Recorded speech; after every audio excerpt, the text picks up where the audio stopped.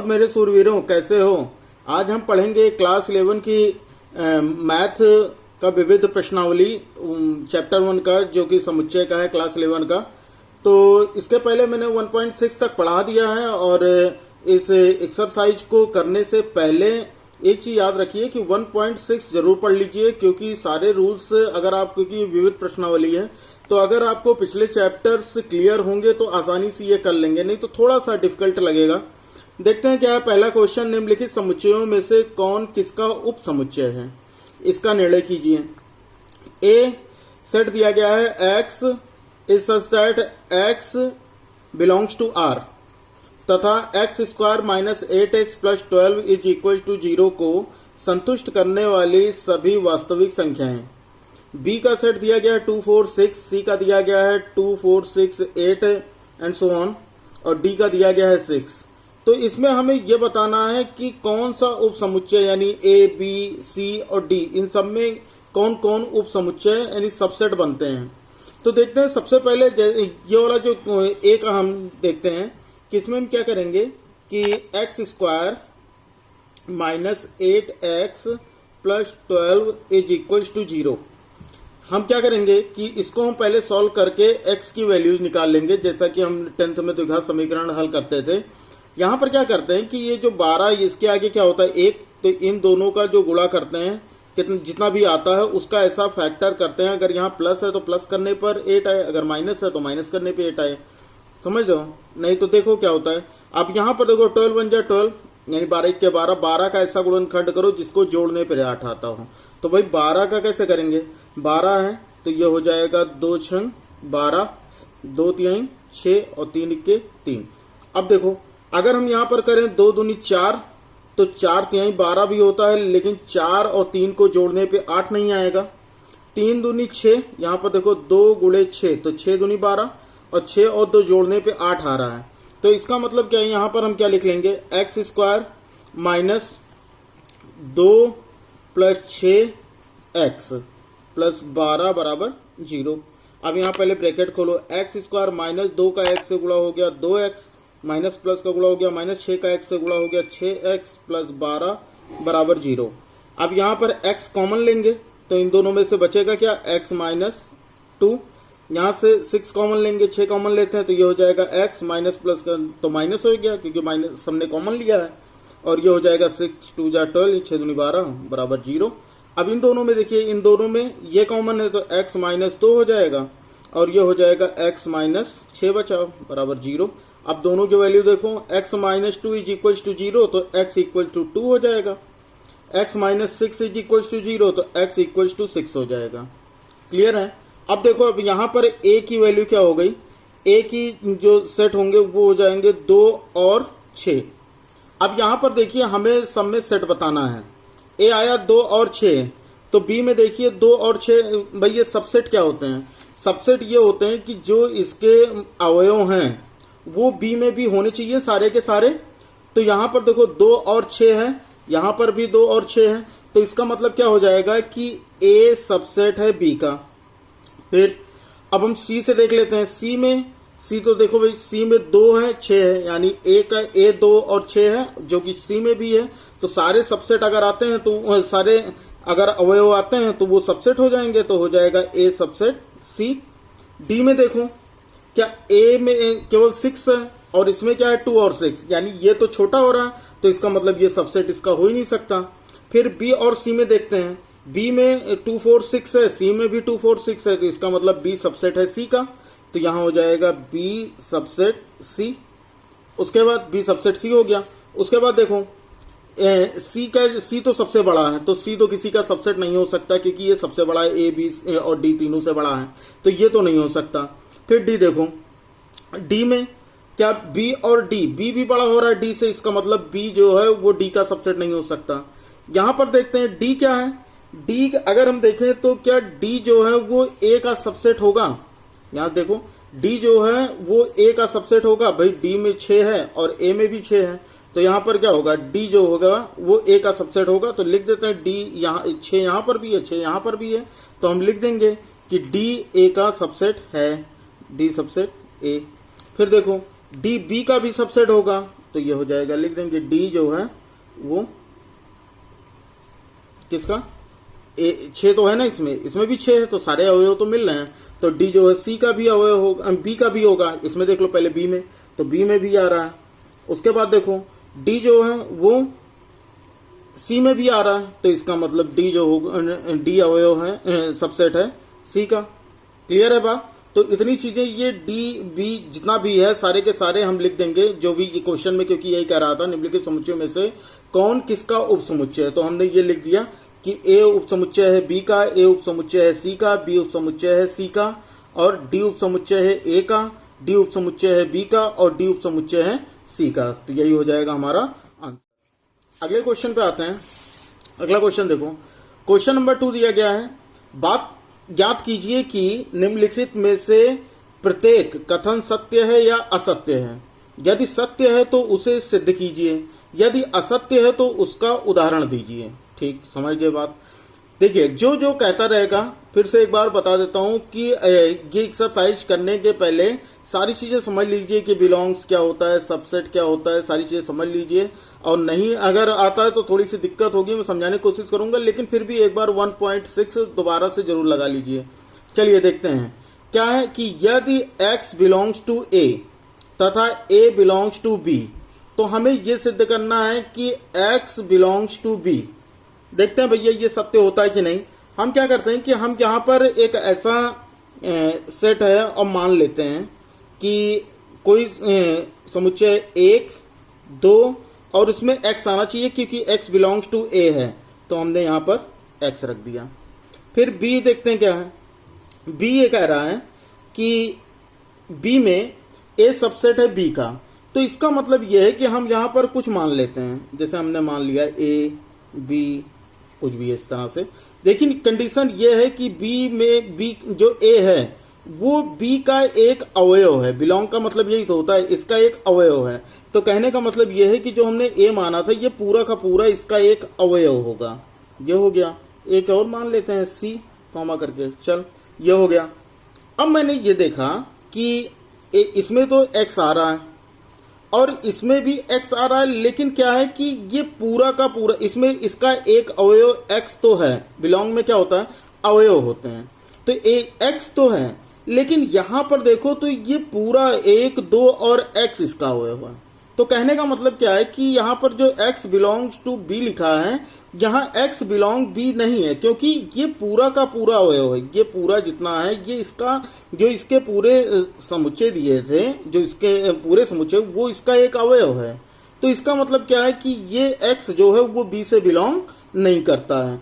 तो यहां पर क्या हम लिख देंगे, x not belongs to b। तो इसका मतलब ये जो कथन दिया गया है ये क्या होगा, सत्य होगा या असत्य? तो ये कथन हो जाएगा फॉल्स। क्या लिख देंगे, फॉल्स, यानी असत्य है। क्लियर है? दूसरा क्वेश्चन देखिए, इसी का दूसरा देखिए। तो दूसरे में क्या दिया गया है कि यदि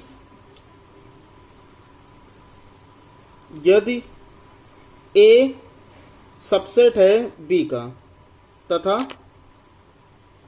b बिलोंग्स टू c, तो हमें यह सिद्ध करना है कि a बिलोंग्स टू c के। देखिएगा बात, फिर बिल्कुल उसी तरह से एक ही चीज यूज करते चलिए और मान लिया करिए, तो ज्यादा आपको आसान लगेगा। यहां पर थोड़ा ऊपर चला गया, चल यहां लिख देते हैं a बिलोंग्स टू b। अब देखो यहां पर क्या कह रहा है कि a जो है, मान लो कि a बिलोंग्स टू b, यानी a का कोई मान लेते हैं कि एक अवयव है, यानी a ये समुच्चय हो गया। इसी तरह से b कह रहा है कि b बिलोंग्स टू c। पहले तो यहाँ अच्छा, ये जो सबसेट होता है इसका मतलब क्या है कि a के सभी अवयव जो हैं वो b में आने चाहिए। तो हम b जो है वो मान लेते हैं 1, 2, ये हो जाएगा। तो देखो भाई, इस हिसाब से क्या ये दोनों ये नहीं बनेगा, a अवयव है b का, a सबसेट है, उप समुच्चय है b का, क्या ये बनेगा या नहीं बनेगा? बनेगा। तो यहां पे देखो फिर ये दूसरी कंडीशन ये कह रहा है कि b बिलोंग्स टू c। तो b बिलोंग्स टू c, तो इसका मतलब जो c में जितने भी अवयव होंगे, b के सारे अवयव जो हैं वो b का जो पूरा का पूरा ये है अवयव है, वो सी का एक अवयव हो जाएगा, यानी इसका पूरा समुच्चय जो है वो सी का एक अवयव हो जाएगा। यहां पर क्या हो जाएगा, इस तरह से हम लिख लेते हैं कि सी जो है, अब यहां पर मान लो कि ये हो जाएगा 4, 5, उसके बाद बी इसका एक अवयव होना चाहिए, तो बी पूरा का पूरा इसका एक अवयव हो गया, और यहाँ एक 6 कर लेते हैं और ब्रैकेट क्लोज कर देते हैं। अब यहाँ पर देखिए कि ए जो है वो सबसेट है बी का, और बी जो है वो बिलोंग कर रहा है सी से। बी जो है बी बिलोंग टू सी, ये हो गया, क्योंकि इसका पूरा जो यह अवयव, पूरा समुच्चय इसका एक अवयव है। फिर ये कह रहा है कि हमें ये बताना है क्या ए बिलोंग टू सी होगा। तो भाई एक चीज ये देखो कि अगर ए में 1 आ रहा है, बी में 1 और 2 है, तो दूसरे में क्या है, दूसरे में जो एक अवयव हो वो सी में नहीं है, तो इसका मतलब ए डज नॉट बिलोंग टू सी। और यहां पर क्या दिया था क्वेश्चन में, क्या हमें ये बताना ए बिलोंग्स टू सी, तो इसका मतलब ये भी क्या हो जाएगा, असत्य हो जाएगा, यानी ये भी फॉल्स है। क्लियर है। अगला देखो, इसका थर्ड देख लेते हैं। थर्ड में क्या है इसके कि सॉरी, ये वाला थर्ड नहीं होगा क्योंकि इसका ये थर्ड पार्ट है। देखो भाई, थर्ड ये दिया गया है, यदि ए सबसेट है बी का तथा बी सबसेट है सी का, तथा बी सबसेट है सी का, फिर तो हमें यह बताना है ए सबसेट सी, हमें बताना है ए सबसेट सी। सेम वही प्रोसेस करना है जो हम पिछले क्वेश्चंस में कर चुके हैं। ऐसे ही करके आप सारे के सारे ट्रू और फॉल्स फाइंड आउट कर सकते हैं। चलिए देख लेते हैं। मान लेते हैं हम ए एक समुच्चय है जिसमें ए का अवयव है, फिर ये कह रहा है ए बिलोंग्स टू बी, तो इसका मतलब ये 1 और 2 कर लो, तो इसका मतलब क्या हो जाएगा कि भाई ए के अवयव बी में मिल रहे हैं, तो ए सबसेट बी हो जाएगा, बिलोंग नहीं, सॉरी सबसेट है, तो ए का एक अवयव जो है ए का अवयव बी में मिल रहा है, तो इसका मतलब ए सबसेट बी होगा। फिर ये कह रहा है बी सबसेट है सी का। अब ये जो बी है सी है, इसमें क्या होगा कि 1 और 2 आएगा, मान लेते हैं ये 3 तक है, तो भाई एक चीज ये देखो कि 1 2 इसमें भी 1 2 इसमें भी, तो इसका मतलब बी सबसेट है सी का। अब कुछ बच्चे ये सोच रहे होंगे कि हमने इसको करली में क्यों नहीं लिखा, तो भाई ये देखो कि अगर करली में लिखना होता है तो करली में किसके लिए लिखते हैं, बिलोंग के लिए, क्योंकि वो इसका एक अवयव हो जाता है। लेकिन यहां पर क्या कह रहा है, सबसेट, तो सबसेट में क्या होता है कि जो अवयव बी वाले में वो सारे के सारे या जो बी के सारे हैं वो सी में मिलने चाहिए, तो सी में मिल गया सारा। अब यहां देखो ये कह रहा है कि बताओ भैया ए सबसेट सी होगा, तो ए का 1 है और सी में भी 1 है, यानी इसके सारे अवयव सी में मिल रहा है, तो ये बात क्लियर हो जाएगी कि ए सबसेट होगा सी का। तो यहां के हिसाब से देखो तो ये क्या होगा, ट्रू हो जाएगा, यानी ये सत्य है। समझ में आ रहा है। आगे देखो, इसका फोर्थ पार्ट देखते हैं। फोर्थ पार्ट दिया गया है कि यदि x बिलोंग्स टू ए तथा ए नॉट सबसेट ऑफ बी, तो हमें बताना है x बिलोंग्स टू b, ये हमें बताना है। अब क्वेश्चन देखो भाई, क्वेश्चन इसने कहा कि x बिलोंग्स टू a, यानी a कुछ अवयव है इस तरह का, ये 5th क्वेश्चन हो गया। चलो ये 5th क्वेश्चन है आपके बुक का, तो ये देखिएगा क्वेश्चन कहीं भी हो, चलो 4th अभी इसके बाद बता देता हूं। तो यहां पर क्या हो जाएगा कि a जो है वो x जो है वो बिलोंग करता है a से, तो इसका मतलब हम यहां पर x और y कर लेते हैं। ओके, उसके बाद आता है कि a जो है वो b का सबसेट नहीं है, तो b में कुछ ऐसा रखो जिसमें a का अवयव न मिले, तो ये मान लो कि m और n है, सॉरी ये कर्ली ब्रैकेट्स होंगे, ठीक, m और n है। फिर ये कह रहा है कि भाई ये बताओ कि x बिलोंग्स टू b, क्या x जो b में आ रहा है, नहीं आ रहा है, तो इसका मतलब क्या है कि x जो है वो b से बिलोंग नहीं करेगा, x b से बिलोंग नहीं करेगा, तो इसका मतलब ये भी कथन असत्य है। क्लियर है। अगला देखो क्वेश्चन इसका फोर्थ पार्ट, फोर्थ छूट गया था, फोर्थ देखते हैं। तो फोर्थ में क्या दिया गया है, यदि A not subset of B और तथा B does not belongs to C, तो हमें ये बताना है A does not belongs to C.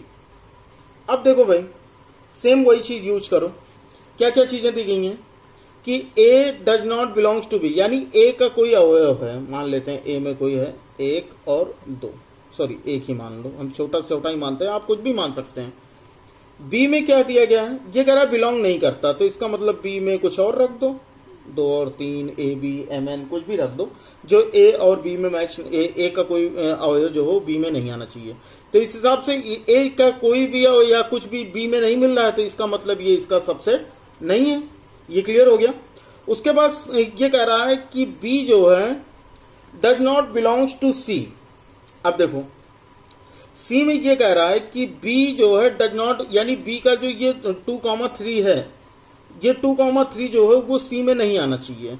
तो हम कर लेते हैं 1 4 5, ये कर लेते हैं।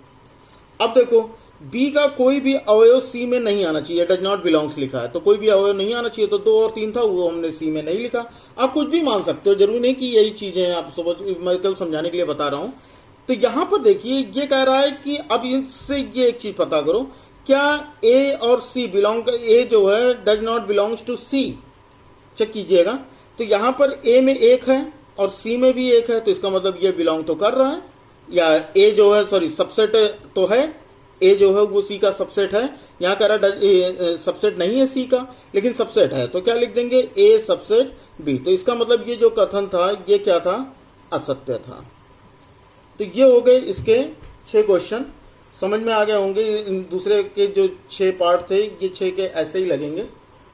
तो भाई तीसरा क्वेश्चन देखिए, मान लीजिए ए बी और सी ऐसे समुच्चय हैं कि ए यूनियन बी बराबर ए यूनियन सी तथा ए इंटरसेक्शन बी बराबर ए इंटरसेक्शन सी, तो दर्शाइए कि बी इज इक्वल टू सी होगा। अब यहां देखो इस क्वेश्चन में, ये क्वेश्चन बिल्कुल 1.6 के सारे रूल्स को फॉलो करेगा। इसमें क्या दिया गया है कि ये दिया गया है कि A union B is equal to A union C, हम दोनों तरफ सी का इंटरसेक्शन करा देते हैं। यहां देख लेते हैं A union B intersection C, और ये हो जाएगा A union C intersection, sorry B है ना, तो पहले बी से कराते हैं, तो ये हो गया इंटरसेक्शन बी। दोनों तरफ हम बी से कराएंगे। जैसे हम लोगों ने 10th में पढ़ा कि जब भी किसी 2 यूनियन होगा और उसी में से किसी का एक इंटरसेक्शन होगा, तो उसका आंसर हमेशा जिसका इंटरसेक्शन होगा वही होगा। जैसे यहाँ बी है, A union B intersection B, तो इसका आंसर हमेशा बी होगा। अगर A union B intersection A दिया होता तो उसका आंसर ए होता। देख लेते हैं ये कैसे होता है। मान लेते हैं जैसे ए दिया गया है, कोई 1 है, और बी दिया गया है, इसमें 1 और 2 है, ठीक। अब यहां पर देखो, अगर हमें ए यूनियन बी निकालना हो तो भाई ए यूनियन बी, यूनियन का मतलब क्या होता है भाई, ए में भी हूं बी में हूं, यानी पूरा का पूरा, तो ये क्या हो जाएगा 1 और 2। तो एक चीज ये देखो कि ए यूनियन बी ये हो गया। अब इसी में अगर हमें इंटरसेक्शन करना हो, A union B intersection B, अब देखो इंटरसेक्शन में क्या होता था कि इंटरसेक्शन में हमें कॉमन चीजें लिखनी है। अब देखो इन दोनों में बी, इसमें और इसमें क्या कॉमन, 1 और 2 पूरा ही तो कॉमन है, तो 1, 2 ये हो जाएगा पूरा का पूरा इंटरसेक्शन। तो ये हो गया इसका आंसर, यानी बी वाला ही तो हिस्सा आया। तो ये चीज याद रखिए कि अगर A union B intersection B, इन्हीं दोनों में से निकालना तो आंसर वही होगा, बहुत आसानी से याद रखिए। तो ये हो जाएगा इसका आंसर बी। ओके, अब देखो यहां पर ये दिया गया है A union C intersection B, यहां पर लेकिन बी नहीं होगा। क्यों नहीं होगा, क्योंकि ये दोनों जो सेम ये हैं, इन्हीं में से कोई एक होना चाहिए।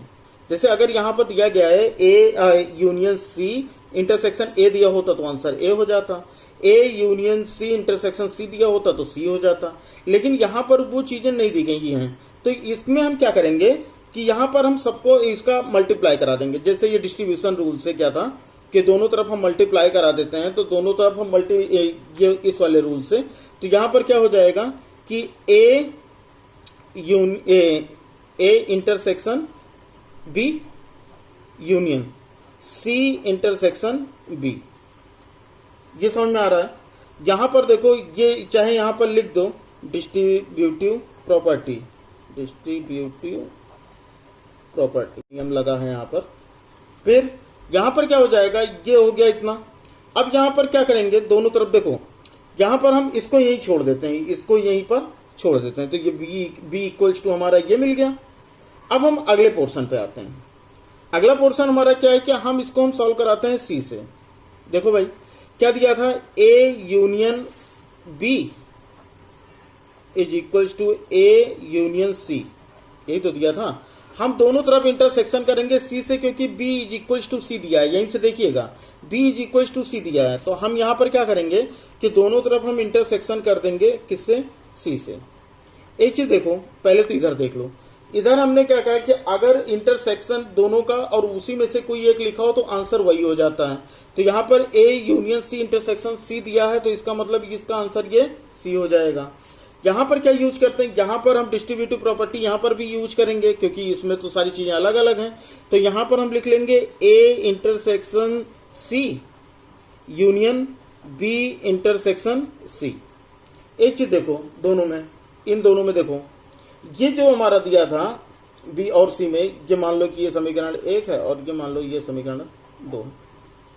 अब देखो यहां पर क्या है कि एक चीज ये देखो कि ए हमारा क्वेश्चन देखो, क्वेश्चन में दिया था कि A intersection B is equals to A intersection C. तो यहां पर एक चीज तो ये क्लियर हो गई कि यहां से बी यूनियन सी ये हो गया, चाहे बी ये हो गया, सी यूनियन यहां पर ये हो गया बी यूनियन सी। तो भाई एक चीज तो ये समझ में आ रही कि ये दोनों चीजें तो लगभग लगभग मिल रही हैं। तो यहां पर हो जाएगा ए इंटरसेक्शन बी और ये हो गया सी इंटरसेक्शन बी। चलिए यहां पर देखिए, अब इस वाले में ये दोनों तो सेम है, ये दोनों अलग हैं, इन दोनों में अलग है, लेकिन हमारे क्वेश्चन में देखिए यही दिया था कि A intersection B is equals to A intersection C. यानी हम क्या करेंगे कि समीकरण 2 में ये लिख देते हैं कि समीकरण 2 में ए इंटरसेक्शन सी बराबर ए इंटरसेक्शन बी रखने पर, अब यहां पर अगर हम रखें इस वाले में, तो इसकी जगह पर हम क्या रखेंगे, ये रख देंगे, तो हो जाएगा A intersection B union B intersection C is equals to C. ये हो जाएगा समीकरण 3। अब इन दोनों में देखो, बी और ये वाला देखो, क्या ये दोनों बी और सी ये दोनों मिल रहे हैं पूरे के पूरे? तो अगर ये दोनों सेम है तो यहां पर ये समीकरण 1 है, तो समीकरण 1 और 3 से लिख देंगे, समीकरण 1 और समीकरण 3 से, समीकरण 3 से, तो ये दोनों क्या होंगे, बराबर हो जाएंगे। तो ये हो जाएगा b इज इक्वल्स टू सी, और हमें यही प्रूफ करना था। देखिए क्वेश्चन नंबर 4 क्या है, दिखाइए कि निम्नलिखित 4 प्रतिबंध तुल्य हैं। तुल्य का मतलब ये बताना है कि क्या ये चारों जो हैं वो एक समान होंगे, यानी 1 और 2 और 3 इन सभी के बारे में हमको देखना है। तो सबके हम अलग अलग करके देख लेते हैं कि क्या ये वाला इसको सॉल्व करने पे इसका ये आंसर आ सकता है, या इसको सॉल्व करने पर ये आंसर आ सकता है। अगर ये आ जाते हो तो इसका मतलब क्या है कि ये सारे के सारे क्या हैं, प्रतिबंध तुल्य हैं। देखो क्या दिया है, जैसे हम सबसे पहले हम देख लेते हैं कि 1 और 2 से हल। देखो इसका सॉल्यूशन क्या होगा, हम लिख लेंगे मतलब पहला और दूसरा। ये देखो क्या दिया गया है, a minus B is equals to 5। इसका मतलब क्या है कि इसका मतलब यह है भाई कि अगर जो भी अवयव a में है, माइनस इसके पहले के चैप्टर्स में मैंने एक्सरसाइजेज में बहुत ही डीपली पढ़ाए हैं, तो वहां से देख लीजिए माइनस कैसा होगा। अगर जो लोगों ने देखा है, जिन लोगों ने, उनको तो आसानी से समझ में आ जाएगा। तो माइनस करने पर 5, इसका मतलब इन दोनों में सेम अवयव होने चाहिए, जो माइनस करने पर कुछ भी ना, मतलब कोई भी चीज बचे ना। तो जब कोई चीज बचेगा नहीं तो वहां पर उसका आंसर क्या हो जाता है, 5 हो जाता है। तो इसका मतलब जो अवयव a में आएगा, मान लेते हैं x है, अगर वो a में है तो वही अवयव b में भी होना चाहिए। अगर ये दोनों सेम हुए, यानी जो अवयव ए में है वही अवयव बी में है, तो इसका मतलब क्या है, ए और बी, ए जो होगा वो बी का क्या होगा, सबसेट होगा। ए जो होगा वो बी का क्या होगा, सबसेट होगा। भाई एक तरीका तो ये हो गया। दूसरा तरीका ये हो सकता है, जैसे कुछ स्कूलों में दूसरा मेथड पढ़ाया जाता है, तो ये चीज अपने टीचर से एक बार कंसल्ट जरूर कर लीजिएगा कि ये मेथड, लेकिन ये मेथड तो बिल्कुल परफेक्ट है। दूसरा मेथड ये है कि अगर हमारा ये दिया है, समझ भी लीजिए कि a minus B is equal to 5 दिया है, तो इसका हम मान लेते हैं कि a कोई अवयव है 1 और b का कोई अवयव मान लेते हैं 1 और 2, ये समुच्चय है। तो अगर हम a माइनस बी करते हैं तो a माइनस बी करने पर इसमें भी 1 इसमें भी 1, तो यानी इसका मतलब कि दोनों चीजें क्या हैं, सेम दोनों में है। तो हम जब यहाँ पर इसको माइनस करेंगे तो ये तो बाहर हो जाएगा, यानी क्या यहाँ क्या बचेगा, कुछ नहीं बचेगा, तो इसका आंसर हो जाएगा 5। लेकिन एक चीज ये देखो कि दोनों में ये एक कॉमन है, तो इस हिसाब से क्या है कि ए सबसेट होगा बी का। तो हम इस तरह से भी इसको हम बता सकते हैं, लेकिन कुछ स्कूलों में ये मेथड माना नहीं जाता। तो ये क्या हो जाएगा इसके हिसाब से, तो ये जो दूसरा समीकरण है ये क्या है, पहले समीकरण के इक्विवेलेंट है, यानी तुल्य है। अब यहाँ पर देखो हम तीसरा लेके चलते हैं। तीसरे में क्या दिया गया, अब देखो पहला और तीसरा ये लेके चलते हैं, पहला और तीसरा। पहले और तीसरे में देखो, सबसे पहले तीसरे में क्या दिया था कि A union B is equal to B, A union B is equal to B. तो मैंने अभी इसके पहले वाले क्वेश्चन बताया कि अगर वहां पर यहाँ पर देखो कि अगर ए यूनियन बी दिया गया है, तो इसका मतलब ये हो जाएगा कि जो भी अवयव यूनियन है, तो यानी कहने का मतलब ये, सबसे पहले मान लो कि माना x जो है ए सबसेट है a का, बिलोंग्स टू a। अगर ये बिलोंग करता है तो x जो है वो बिलोंग करेगा a यूनियन b से भी, क्योंकि भाई a यूनियन b में तो a के भी अवयव होंगे और b के भी अवयव होंगे, तो इसका मतलब, और यूनियन का मतलब दोनों के अवयव लिखे जाएंगे। तो इस हिसाब से देखो तो x जो है वो क्या होगा, b से भी तो बिलोंग करेगा, तो x बिलोंग्स टू b। यानी अगर x a में भी है, x b में भी है, तो इसका मतलब क्या हो जाएगा, a सबसेट है b का। अब यही क्वेश्चन अगर हम दूसरे मेथड यानी सेट के हिसाब से करें, तो यहां पर क्या दिया गया है कि a union b is equal to b। तो मान लेते हैं सबसे पहले, माना a बराबर, अगर मान लो कि वो 2 और 3 है, ऐसे कर लो, और b बराबर मान लो कि ये क्या है, 1 और 2 है, देखो 1 और 2 है।